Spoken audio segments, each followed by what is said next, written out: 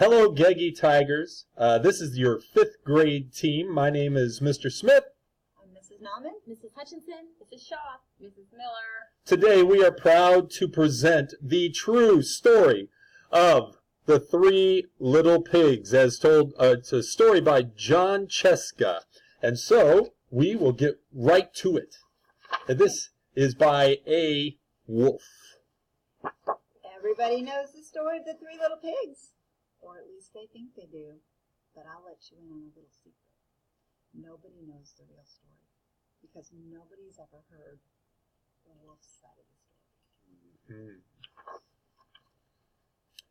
I'm the wolf. Alexander T. Wolf. You can call me Al.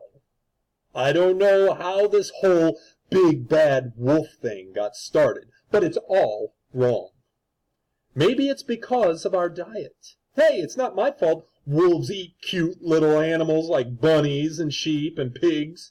That's just the way we are. If cheeseburgers were cute, folks would probably think you were big and bad too. Thank you, Mrs. Weller. But like I was saying, the whole big bad wolf thing, it's all wrong. The real story is about a sneeze and a cup of sugar. This is the real story. Way back in Once Upon a Time, I was making a birthday cake for my dear old granny.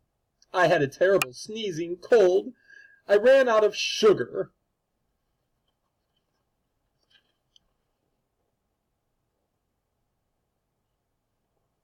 So I walked down the street to ask my neighbor for a cup of sugar.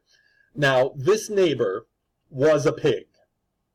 And he wasn't too bright either.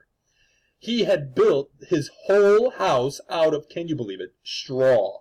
Can you believe it? I mean, who in his right mind would build a house of straw?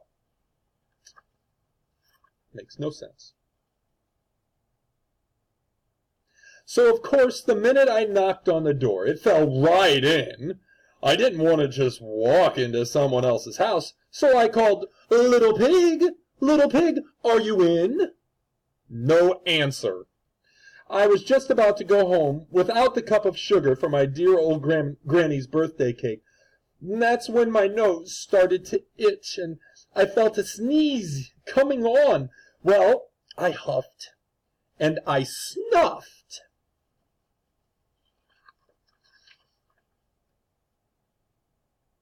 And I sneezed a great sneeze.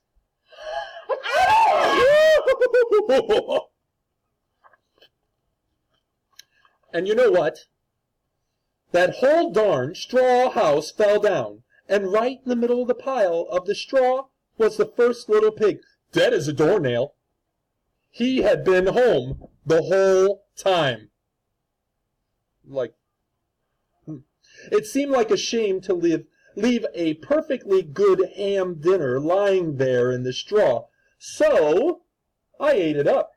Think of it as a big cheeseburger just lying there. Yum. I was feeling a little better, but I still didn't have my cup of sugar. So I went to the next neighbor's house. This neighbor was the first little pig's brother. He was a little smarter, but not much. He had built his house of sticks. I rang the bell on the stick house. Nobody answered. I called, "Mr. Pig, Mr. Pig, are you in?" He yelled back, "Go." Go away, wolf! You can't come in! I'm shaving the hairs on my chinny chin chin. So rude. I had just grabbed the doorknob when I felt another sneeze coming on. I huffed and I snuffed, and I tried to cover my mouth, but I sneezed a great sneeze. And you're not going to believe it, but this guy's house fell down just like the other brothers.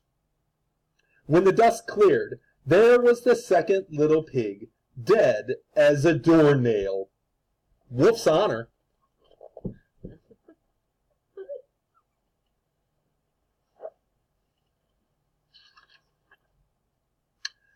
Now, you know food will spoil if you just leave it out in the open.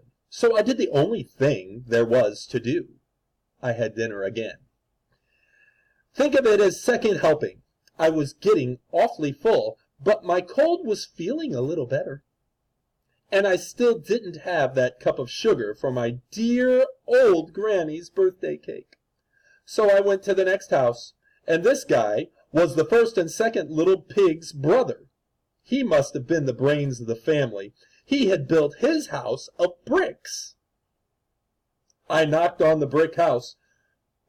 No answer. I called, Mr. Pig, Mr. Pig, are you in? And do you know what that rude little porker answered? Get out of here, Wolf, and don't bother me again.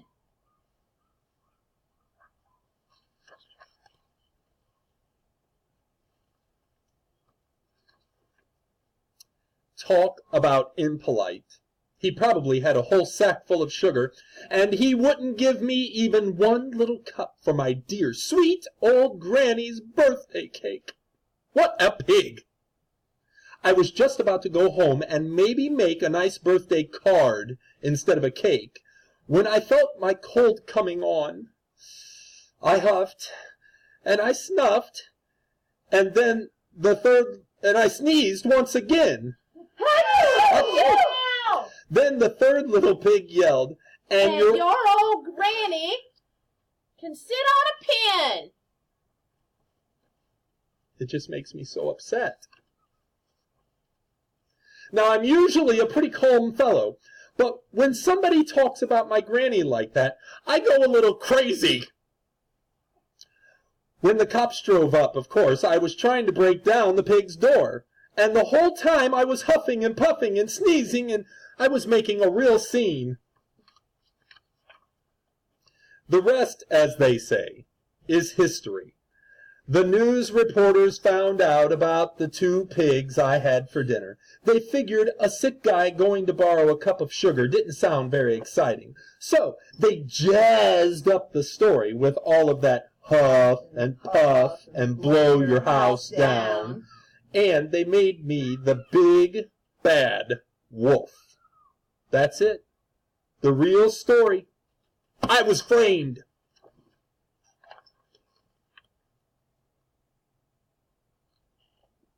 But maybe you could loan me a cup of sugar? Happy reading day.